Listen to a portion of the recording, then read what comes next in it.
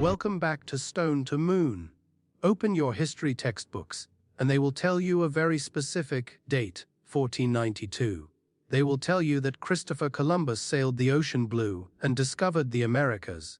But what if I told you that story is not just incomplete, it is 12,000 years late? Deep inside a limestone cave on the island of Palawan, there is a secret that has been hiding in the dark for millennia.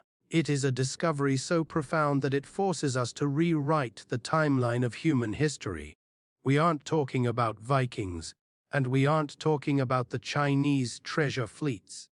We are talking about ancient mariners from the Philippines who mastered the ocean when Europe was still in the Ice Age. What if the first people to step foot on the American continent didn't walk across a land bridge from Siberia, but sailed there from the islands of Southeast Asia? Today, we are diving into the mystery of the Tabon Cave, a 47,000-year-old puzzle that connects the Philippines to the Americas in ways that will blow your mind. Our journey begins in 1962. The setting is Lipu Point, Palawan. For generations, the locals knew about the caves, but they didn't go there to study history. They went there to harvest bird guano for fertilizer. It was a place of dust and darkness.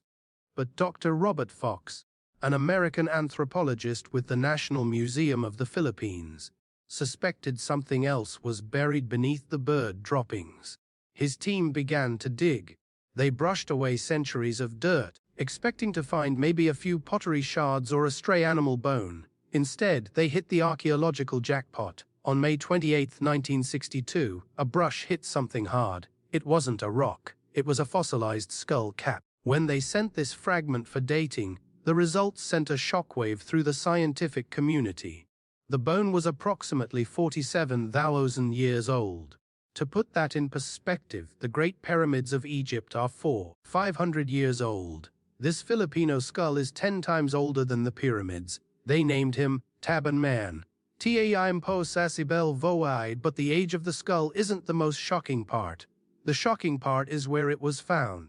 You see, during the last ice age, sea levels were much lower, and many islands were connected by land bridges. But the Philippines was different. There is a famous invisible line in geography called the Wallace Line. It is a deep water trench that separates the animals of Asia from the animals of Australia. Even when ocean levels were at their lowest, the Philippines was never connected to mainland Asia by land. It has always been surrounded by deep water. This implies something incredible. For Tabon Man to be in Palawan 47,000 years ago, his ancestors couldn't have walked there. They had to sail. This proves that ancient Filipinos possessed advanced maritime technology, rafts, canoes, and navigation skills, tens of thousands of years before the rest of the world dared to leave the shore. So, if they had boats 47,000 years ago, where else could they go? This is where the story turns into a detective thriller. There is a massive ocean current that flows right past the Philippines. Japanese fishermen call it the Kuroshio, or the Black Stream. Think of the Kuroshio as a giant, underwater conveyor belt. It flows from the Philippines, past Taiwan, past Japan, and curves across the North Pacific, straight to the coast of North America. It moves at speeds of up to 5 miles per hour. Computer simulations have proven that a bamboo raft, or an outrigger canoe caught in this current wouldn't just drift aimlessly. It would be pushed directly toward California and Mexico. This isn't just theory. We know that ancient humans were capable of this. If they could cross the Wallace Line to get to the Philippines, and if they could cross the open ocean to populate Australia 65,000 years ago, why is it so hard to believe they rode the Black Stream to America?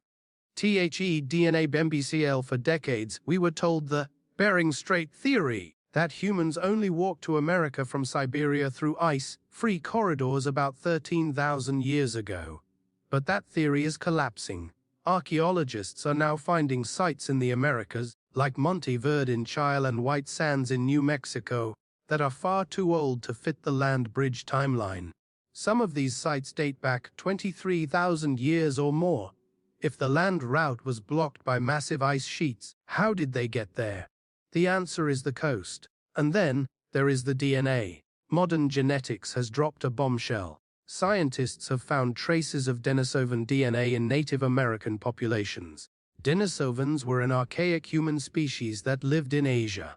But do you know who has the highest concentration of Denisovan DNA in the world today? The indigenous people of island Southeast Asia and the Philippines.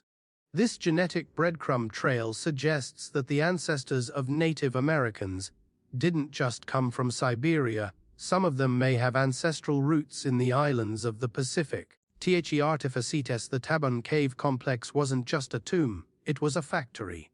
Dr. Fox found extensive tool-making workshops, flake tools made of chert and jasper, and evidence of a thriving society that lasted for thousands of years. They had fire, they had tools, and they had boats. When we look at the shell middens in California and compare them to the shell middens in the Philippines from the same era, we see striking similarities in how these people lived off the sea. They were maritime cultures, separated by an ocean, but connected by a current. We need to stop looking at the Pacific Ocean as a barrier. To our ancestors, the ocean wasn't a wall, it was a highway. The discovery at Tabon Cave proves that 47,000 years ago, humans in the Philippines were not primitive cavemen huddled in fear. They were explorers. They were masters of the wind and the waves. Did a group of ancient Filipino sailors board their outrigger boats, catch the Kuroshio Current, and land on the shores of America 12,000 years before Columbus was even born? The evidence, the currents, the dates, and the DNA is telling us it is entirely possible. The history books are being rewritten as we speak. If you believe that our ancestors were far more capable than we give them credit for, hit that like button. Share this video to help spread the untold history of the Philippines. And subscribe to Stone to Moon, because the deeper we dig, the more secrets we find.